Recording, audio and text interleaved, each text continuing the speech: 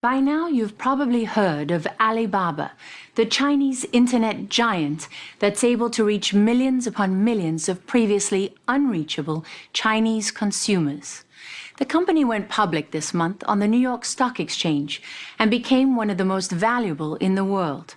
And Alibaba is just getting started. Everything about the Alibaba story is unconventional, beginning with its founder, Jack Ma, who gained global celebrity status these past 10 days, as his image became ubiquitous on business news channels and media outlets across America. We got to know Jack Ma before the onslaught, beginning over a year ago in China, where he talked with us about his relationship with the Chinese government and his unorthodox business philosophy, which surprisingly gives shareholders almost no say over how he runs the company. If you want to invest in us, we believe customer number one, employee number two, shareholder number three. If they don't want to buy it, that's fine. If they regret, they can sell us. In the US, the shareholder is usually first. Yeah, and I think they were wrong. The shareholder, good, I respect them, but they're the third, because if you take care of the customer, take care of the employees, shareholder will be taken care of.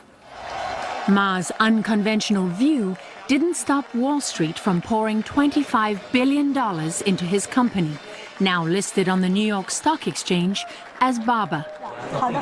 It's an internet shopping behemoth, a collection of online marketplaces where buyers and sellers connect to do business.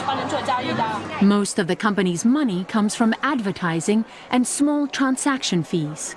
On its most popular website, Taobao, users talk to each other, barter, and engage in a way that doesn't happen on American e-commerce websites. And Alibaba says there are close to 1 billion products for sale. If I'm buying a house, I can do everything from find an architect, to buying doorknobs, to furnishing the entire thing from start to finish. What else? You can buy anything, as long as legal. Anything. 5-6 years ago, you weren't even making a profit. In fact, in 2002, you made $1 in profit. And today you make how much? Billions. Billions of dollars. It's now the biggest e-commerce firm in the world, dwarfing the combined sales of Amazon and eBay.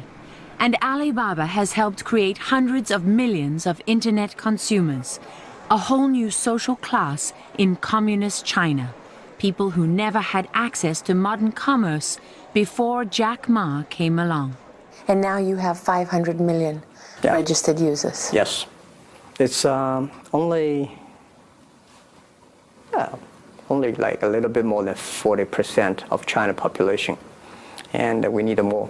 We have over 100 million people visiting the site, shopping every day coming, and it's just a beginning.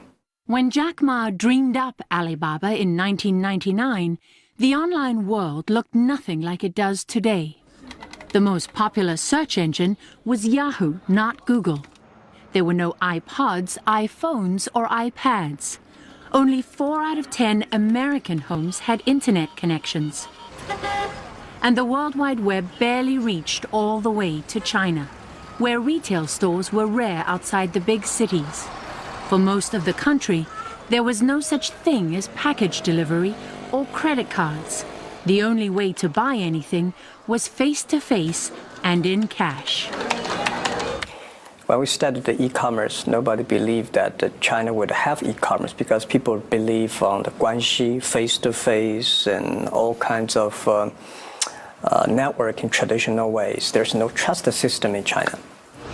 He had to overcome centuries of tradition by showing Chinese buyers and sellers that they could trust Alibaba with their money in this new virtual world.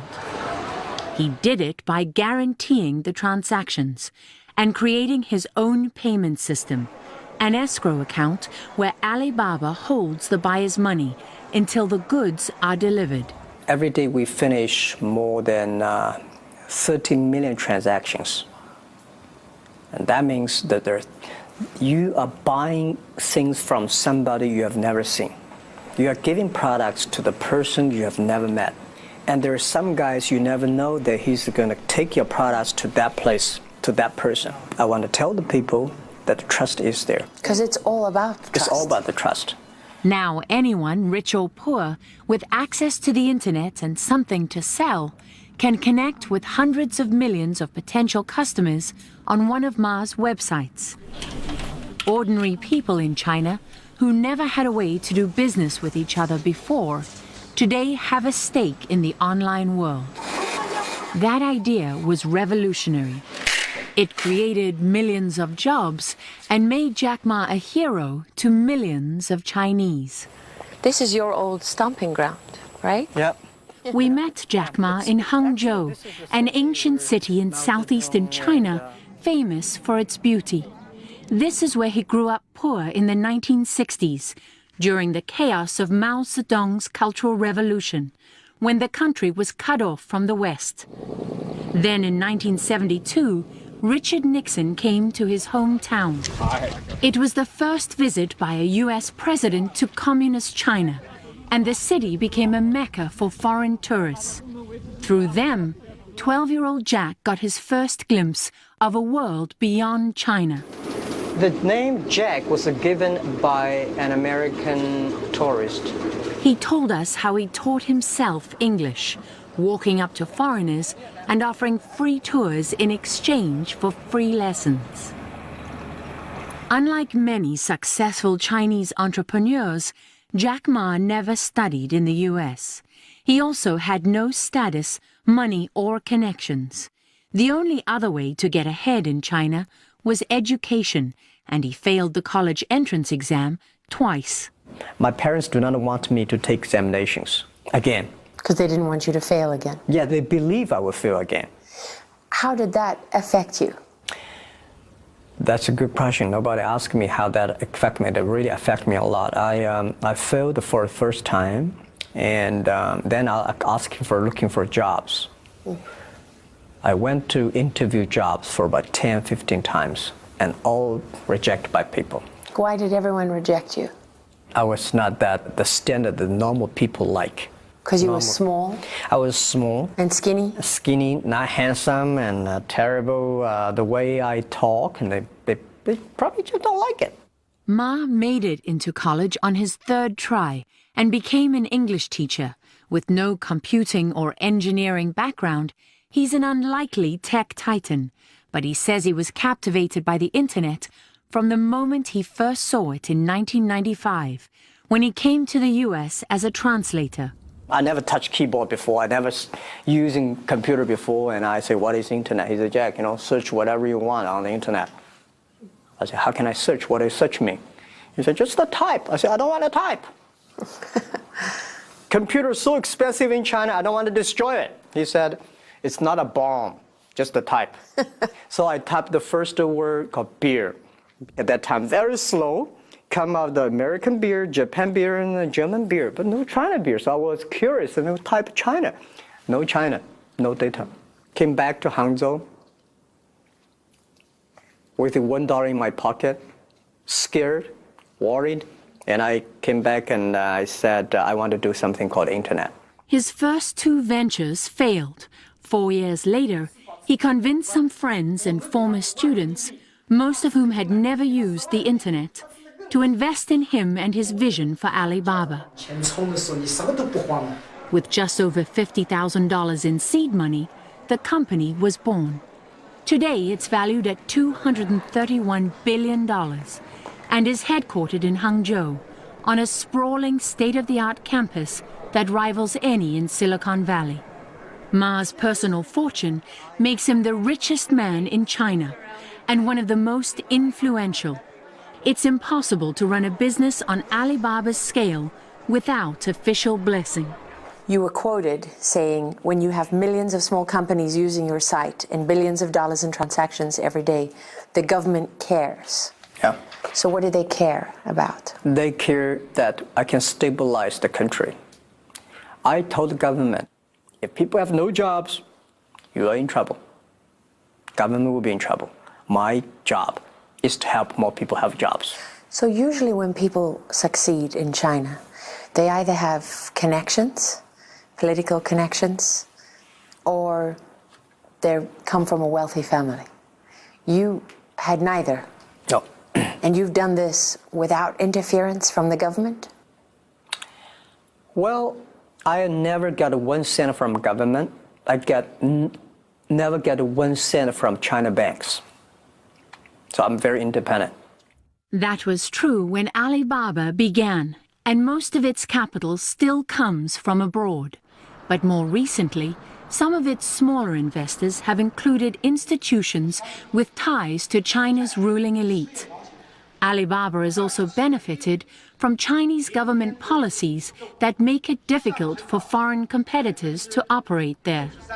Ma explained how he walks a fine line with Beijing. I have a very strict talk to my team. So never, ever do business with government. Love them, don't marry them. So we never do projects for government. If they come to us and say, Jack, can you help with this? Good, I will introduce friends to you who are interested in doing that. Or if you want me to do it, I do it free for you. Just next time don't come to me again. So because of that, we keep very good love relationship with the government.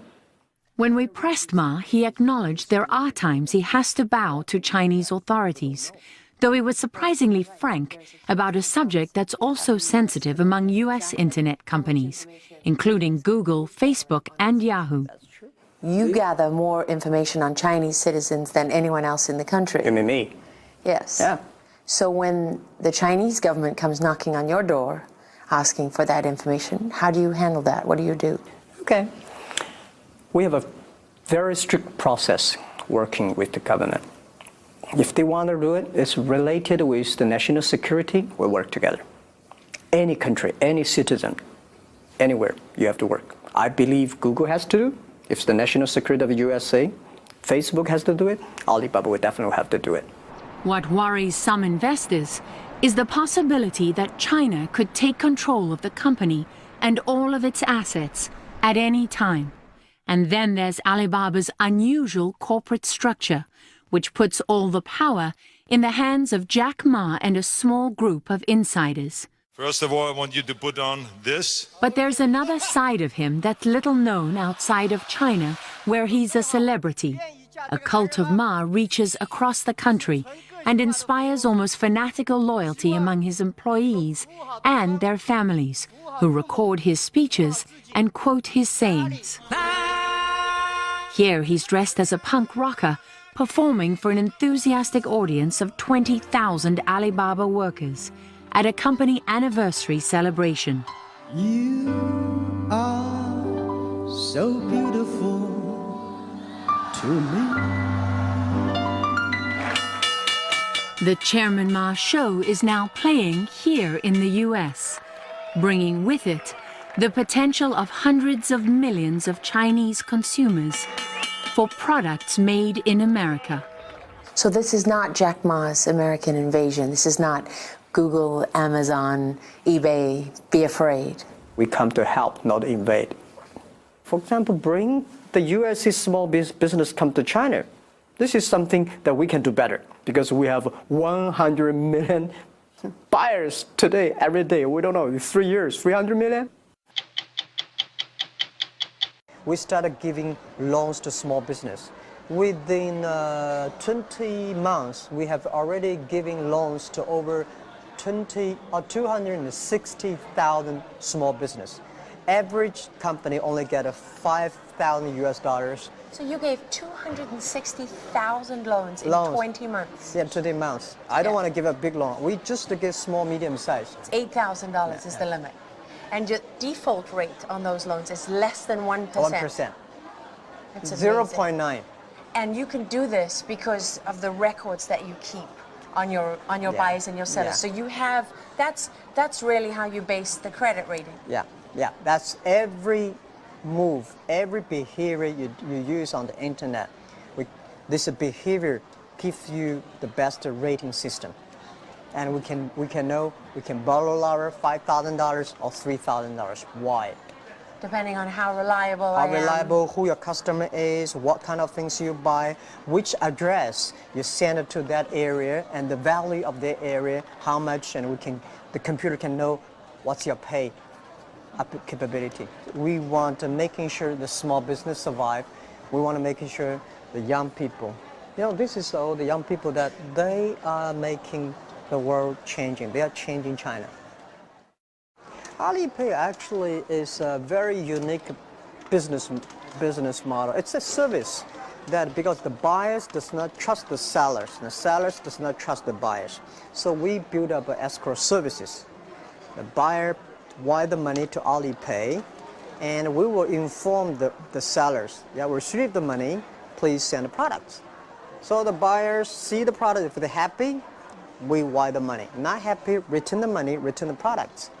So when I started 80 years ago, everybody say, Jack, this is the most stupid model we've ever seen. Nobody would use it. And I say, I don't care whether this model is scientific, whether it's fancy looking or not.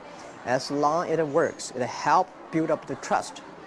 Today, we have more than 900 million registered accounts. On Alipay? Alipay. Almost every young people on the street, you see people using Alipay. Is counterfeiting and fake goods, is that one of the biggest problems that you have to deal with, one of the biggest threats to what you do? Yeah, this is the cancer of our business. If you don't control it, it's going to everywhere. And they lose trust. They lose trust of our side. And every day if you hear people about intellectual problems and problems, you got angry. So I told the team, and this is the cancer. If we do not solve the problem, we'll be killed. But we are just a website operator. Laura, if you sell fake products on the site, we find out and say, what can we do? We cannot arrest you. We cannot put you in the prison. What we can do is close your shops. 2 years ago, we have a big problem. A lot of people came to demonstrate in front of our office. They burned my pictures. They put me in coffin and had a big demonstration in Hong Kong. But we are just a company. We don't have a police. We don't have a military. We don't have a prison. We don't have a judge. Are you happy with where you are now, or is it still too easy to get fake products off? We are making progress. We are the doctors that are helping to cure the cancer. But the cancer is so aggressive. If you kill the doctor, the cancer is still there. You buy one fake product, you are angry. But for us, it's all our business. It's everything. It's everything. So 60 Minutes Overtime. Our story is about Jack Ma, who's the founder of Alibaba, which just made history with the biggest public offering of its stock, and Wall Street had never seen anything quite like it. By now, you've probably heard of Alibaba, the Chinese internet giant that's able to reach millions upon millions of previously unreachable Chinese consumers. We were fortunate at 60 Minutes to actually spend more time with Jack Ma. Yeah, thank you for coming. He said than any other journalists ever. Hi, Howard. How are you? I'm Howard Rosenberg, producer for 60 Minutes. My team laugh at me because I love to tell everyone that his longest interview before he sat down with us was 12 minutes with The Economist. And he sat down with me in interviews for 8 hours. Cheers. Yeah. People always ask me, Jack, Jesus, how could you make this company for 14 years that quick? We worked damn hard in 14 years. After spending time with Jack Ma, do you think there's a difference between the American dream and the Chinese dream? What is the American dream, really? It's freedom. It's the freedom to be something and be someone and make something of your life beyond the circumstances into which you're born. And in China, as Jack Ma very eloquently says, if you didn't have someone who was politically connected, or you didn't have money, or you weren't born into that, you had no hope. There was no point in dreaming because there was no dream. He's rich now, but he wasn't born into it. Part of the legend of Jack Ma is that he was malnourished as a child because his family was so poor. So you look at somebody like that, you know, he literally holds his own with the ruling elite in China. 15 years ago, 18 founders in my apartment had a dream. He is proof that in a communist society, an entrepreneur can succeed. It's a pretty remarkable concept when you even think about it. We have over 100 million people visiting the site, shopping every day coming. And it's just a beginning. Today is difficult. Tomorrow is more difficult. But the day of tomorrow is beautiful. He's omnipresent. There are pictures of him. His sayings are everywhere. He's quoted. They have him running on, on screens, television screens in the airports.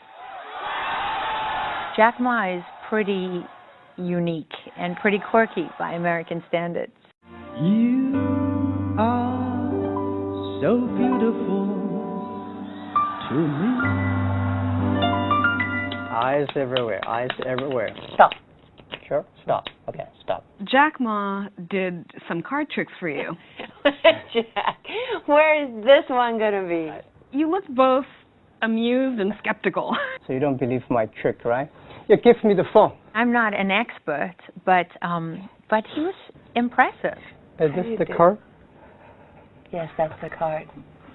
You know that's the card. I know that's the card. There's 60 minutes footage of him posing with his employees, and you're there. You're sort of in the background looking. I mean, he's like a rock star.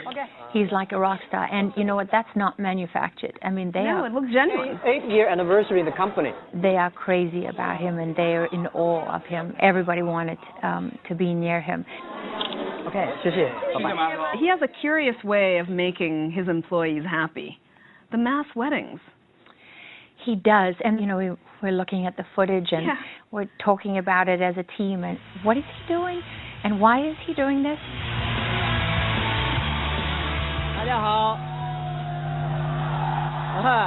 At first, when I heard about the mass weddings, I thought, well, that sounds a bit cultish. I don't know of any business person in the U.S. who marries their employees. I think it's fair to say there are none. Really? Yeah. They should learn. They should learn? Yeah, they should learn, and they should make their employees happy. If they want to do it, let's do it for them.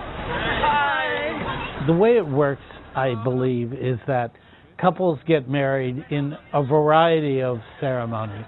Then one day a year, they all go to a huge party that Jack stages at Alibaba headquarters.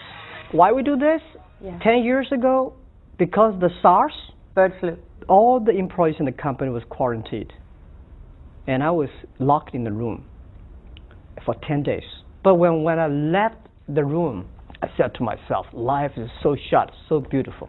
Don't be so serious about the work. Enjoy the lives. This year we got how many?